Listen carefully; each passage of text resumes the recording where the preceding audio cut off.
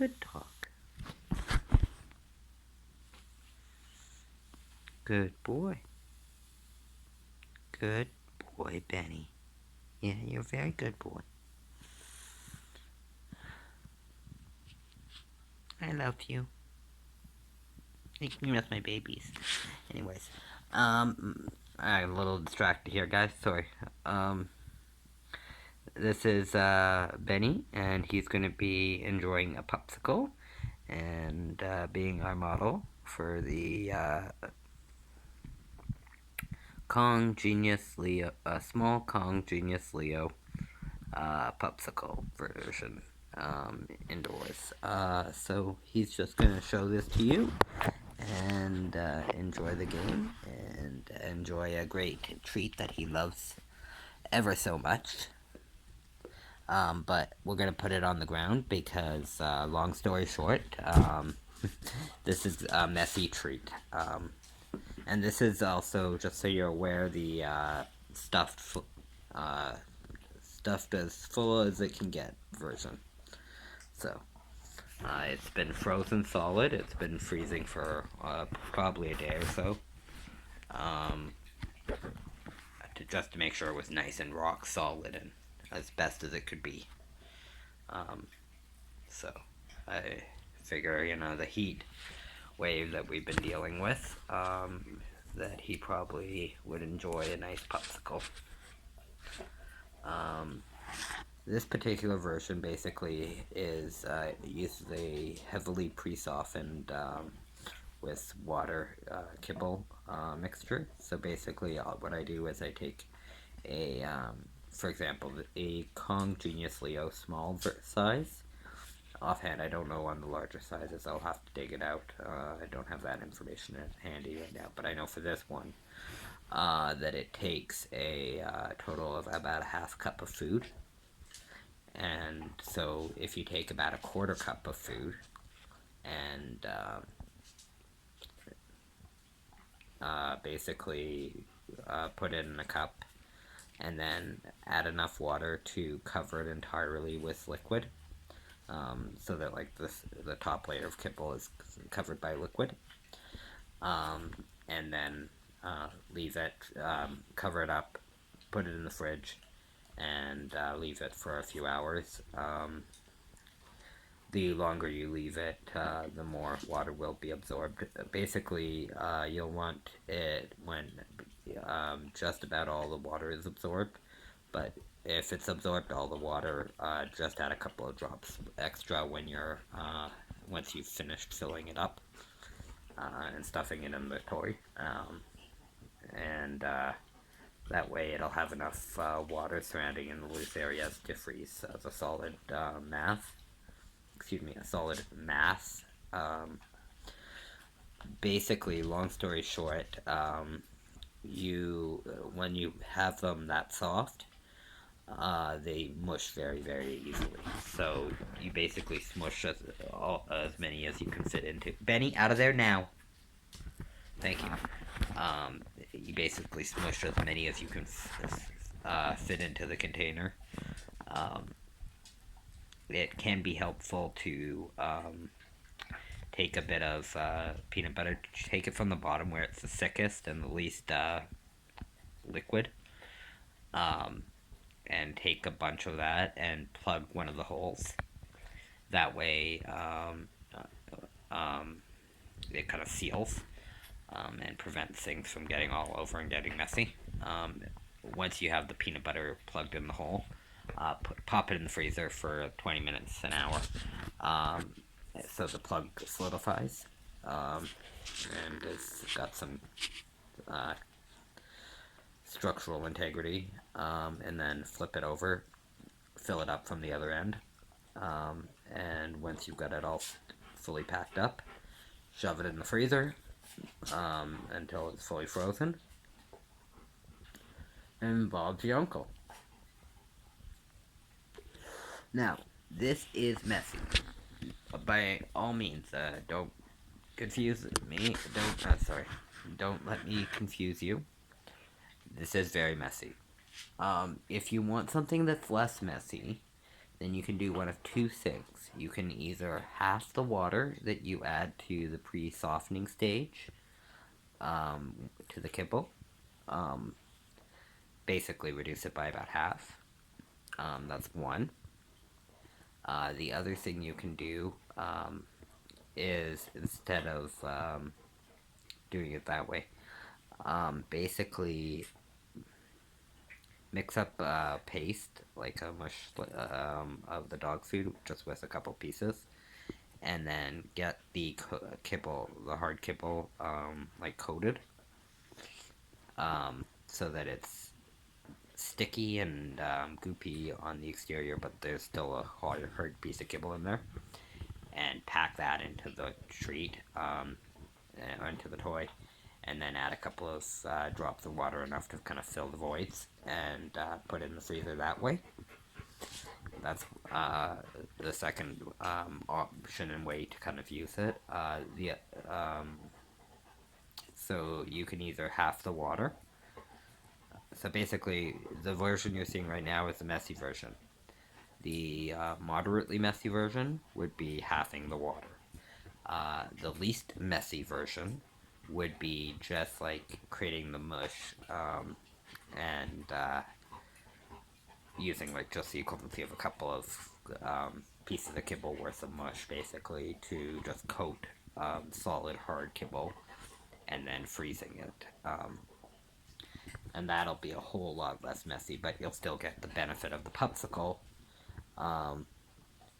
with more of a traditional behavior from the toy, or consistency of the toy. So there's a bunch of variety in ways that you can adjust and change it. You can also replace the water with peanut butter or another fat or something else, applesauce, carrot puree. You can also replace pieces of kibble with pieces of carrots, or just chunks of ice. Like, there's lots of ways you can do it, especially if, like, the dog's on a diet. There's tons of ways that you can reduce the caloric amount in a toy, so that you can definitely continue to, or still do toys, despite the fact that the dog needs to lose weight.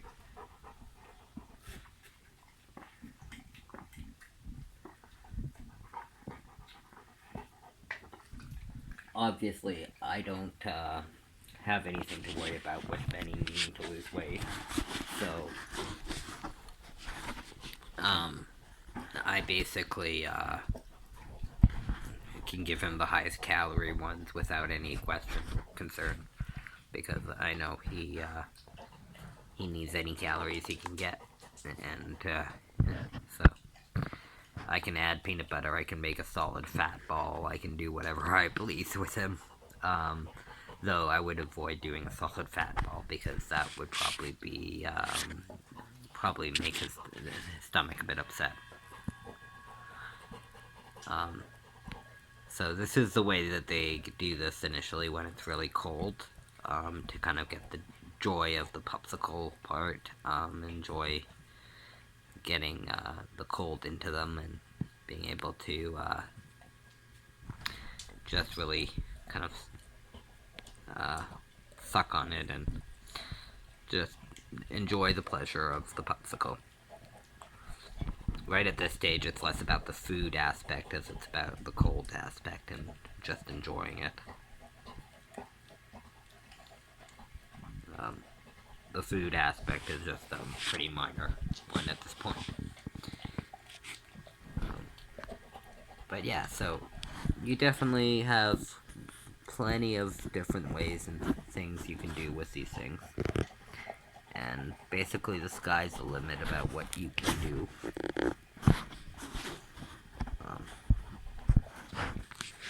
Again, I stick with Kong's and other known food-safe, reputable manufactured toys for things like popsicles, or anything where I expect them to either have food in contact with the toy for extended periods, or have the dog be sucking or nuzzling or muzzling or mouthing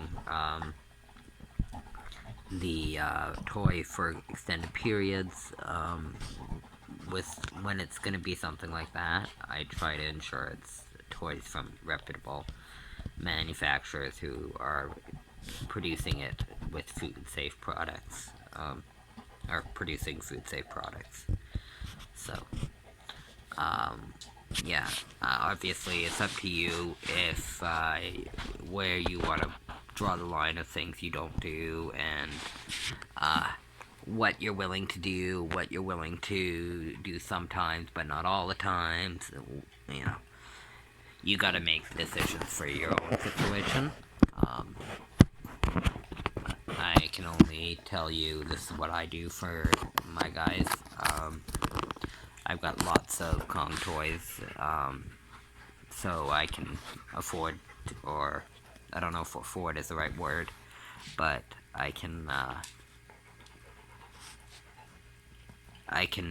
easily have a situation where I can choose to only use Kong or other reputable brand products for making my popsicles, without any difficulty.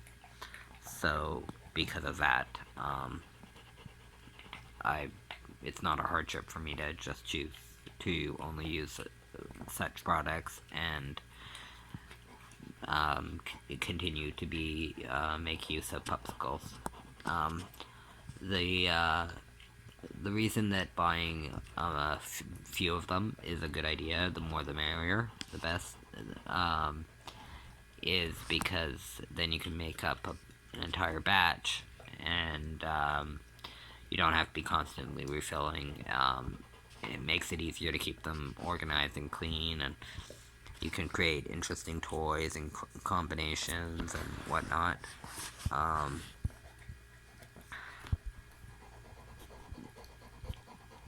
is that good?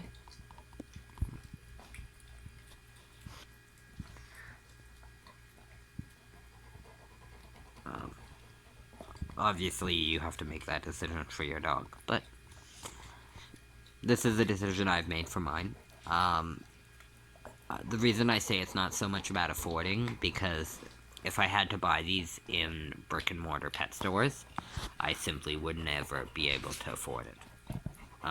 And I would probably be like most people, and I would have one or two at most, and just constantly refill the same old ones over and over again. But it would limit how many popsicles I could make, and other things I could do. So, I would have also spent a lot more per toy. It's not uncommon to spend 3 or 4 times as much in the pet stores as you would spend online, even going as much as say 10 times or more the price of what you would pay in the pay online and you pay in the pet store. So it's definitely very expensive to buy them in the pet store. Sometimes you can't even get certain ones like these. The Kong Genius are very difficult to find. They're not as difficult as the Kong Vet series, the Vet Blue, but they're still ridiculously difficult to find, especially in person locations. For some reason that I don't entirely know, they've not been very well known. And I think the main reason that some people haven't liked them as much as other Kong toys comes down to the fact that they're made out of TPU as opposed to the traditional Kong rubbers. And I really don't see any reason at all why they chose to go that route, because the rubbers that they have already definitely could have produced any of these shapes that they're using in the Genius series, and done so more effectively with a more durable and safe toy for the dogs. It would be even better if they chose to make that toy out of the Vet Blue, um, because of its ability to be visible on an X-ray. But because Kong made this choice to use TPU um, instead of the durable rubber, uh, basically it's ended up meaning that a huge chunk of dogs will not be allowed to play with these toys because they destroy them within a very, very short time. Like, any dog, even the tiny ones, if they set their mind to destroying this, it would be dead in minutes. So, like, it's not in any way a chew toy. And it will not survive a heavy chewer. So, it's kind of funny that the company that's known for indestructible toys would choose to produce their toy from a very destructible material. So I can see why many people who might have tried this product on the basis of it's being produced by Kong and all the other products are pretty indestructible. So this must be. And obviously, if the dog isn't destructive in how it plays with it, then it is fairly durable. Like, this is years old, and it's probably 3+ years old now. And despite that, it might be even 4 years, I'm not sure at this point. It's in basically, like, new condition. So, I mean, as long as the dog isn't allowed to abuse the toy, it should be fine. But, again, dogs are dogs. And, well, Benny is an amazing dog, and I work hard to teach my dogs not to destroy their toys that are not destructibles. Many dogs will still destroy them. Like, my first service dog, Axis, was a real sweetheart, but she was a terror to her toys. Nothing survived in her mouth very long. Even a Kong Extreme, she worked her way through destroying. It took her a long time, but she worked her way through it. She eventually was able to pull pieces off, and I had to take it away and replace it. But it lasted most of her life. Yeah. But she was a dog who, one, I didn't have destructible toys available at that point.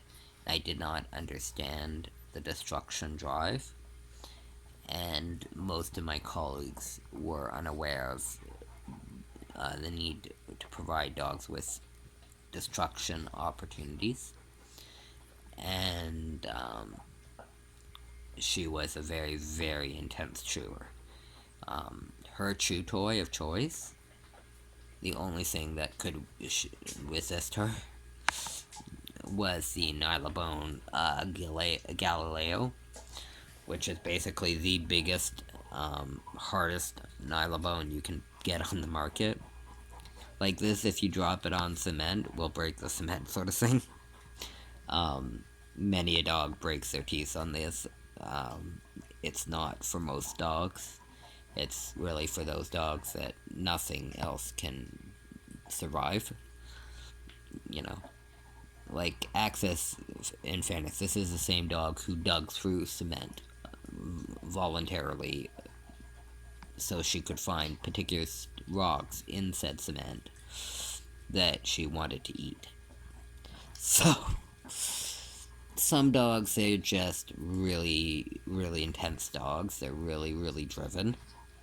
And especially if you're not already meeting their needs in a healthy way, i.e. providing destruction opportunities so they don't feel the need to destroy other things, it's very difficult, if not impossible, to really prevent the dog from destroying stuff if you're not going to give them adequate opportunities to exercise those drives, um, you're going to pay the consequences.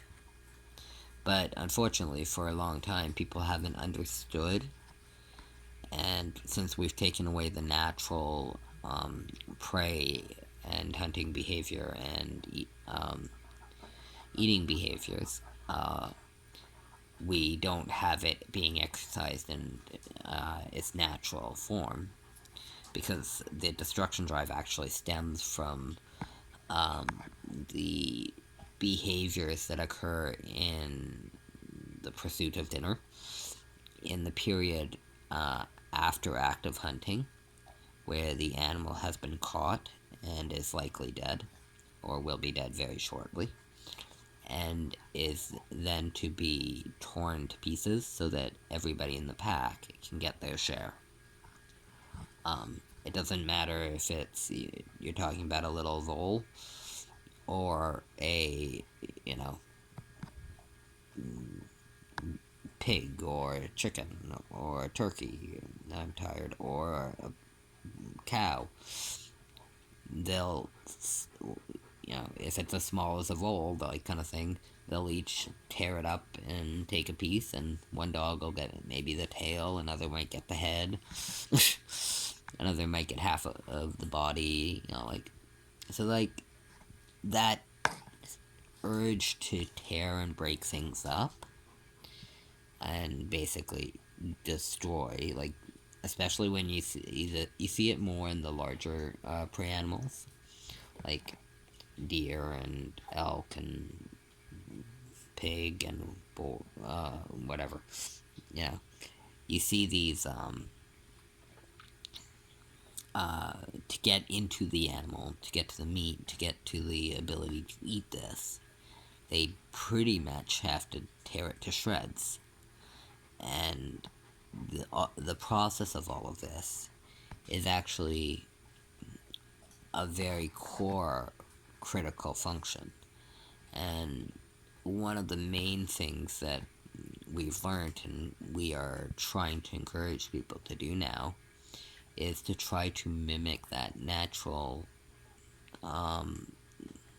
hunting and food collection and food handling behaviors and eating behaviors in what would naturally occur in the wild, to mimic that in real life for pet animals, to provide a more satisfying and healthy environment for that animal to be in. So for a dog, that would mean maybe you've seen in other areas where I've got other videos where I take a rope and I might tie it to, say, this toy, for example, and I'll get him to chase it around, and we'll go and I'll spin in a circle and get him to go around in a big circle around me over and over again. Sometimes I might change direction and, wrestle a few moments and different things, just keeping it interesting and exciting, and get them. Basically, it's like a giant cat toy. And so you basically would take the toy on the long end of the rope and swing it around and get the dog to chase and hunt it, and the dog's supposed to run after it, and eventually, after a few minutes of running, however long you want to do it, you can let the dog catch up to it, eventually catch it, and then they have to wrestle with you to get it off of the rope. And once they finally get it off the rope, then they can take it and be able to, in the case of with this toy, they would be able to play with it. In the case of a destructible, they would be able to destroy it and then be able to eat its contents. And once they've gone through their meal that way, then you can also incorporate things like tracking and hunting behaviors. So like maybe you might like hide it in different locations, and they have to search for this scent, and then you can get them to chase it. And like there's different ways you can adapt things, and that you can vary it so you can make it different and challenging and interesting, and lots of fun. And then once the dog's gone through that whole exercise, they would then get a bone or something, and they would go and lie down and chew and have a period of time where they chew for a bit, and that's usually where they're chewing on the bones of their victim, their dinner, whatever you want to call it, and then once they're satisfied their chew drive and they are happy and relaxed, and then at this point they such a silly boy. You're a good boy, Ben. Yeah, you are a good boy. Once they've got their fill, they go and take a nap and relax in the next for an hour or so. And I guarantee you, when that dog gets back up and is ready to go about its day and continue its life, it will be the best dog you've ever seen your dog behave. Like, you will wonder where this new dog came from. If your dog is anxious, the dog will be calm. If the dog is depressed, the dog will be happy. If the dog is bored, the dog will be satisfied. If the dog is, like, it just provides so much valuable utility of different drives and needs the dogs have in a very easy to do, relatively quick. Like, you could theoretically do something like this, and really you could do it in under 20 minutes, a half hour, easy, from start to finish. And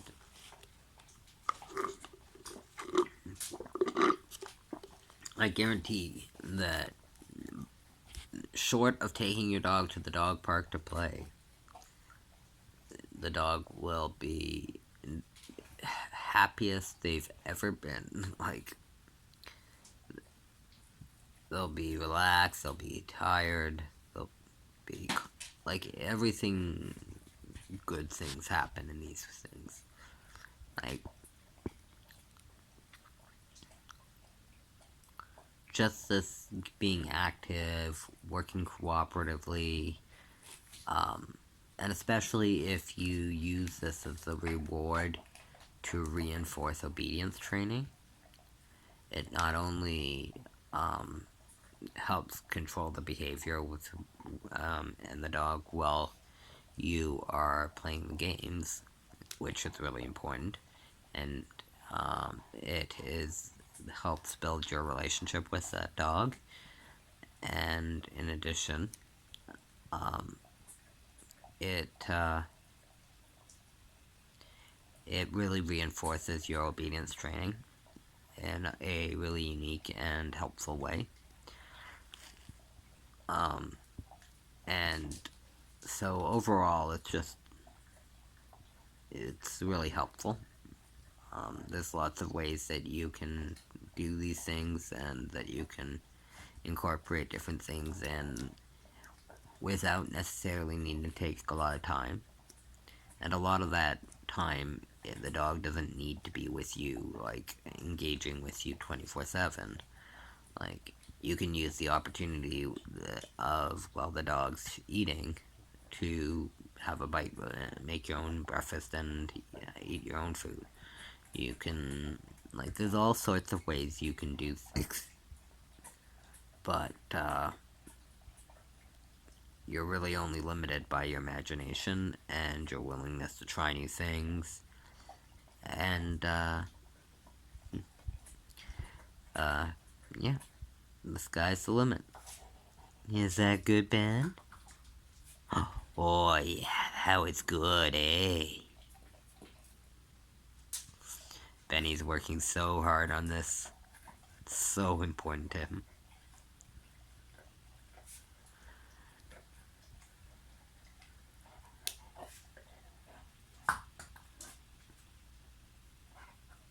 I know. Oh, gotta get more food out of there, yeah. So good, eh, Ben?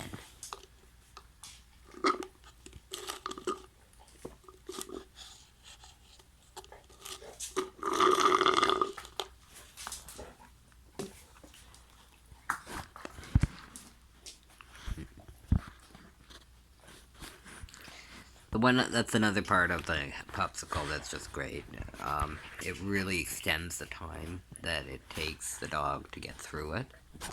Where normally he'd be long done anything that I had to fill this with, even the most complicated and difficult of packing jobs with the most perfectly chosen treats and yada yada yada. Like, it pretty much doesn't matter what I could do with comparatively. Um, the popsicle it pretty much makes it the hardest of all of the ways I could make up a Kong or toy, and will be will take the most work to get it all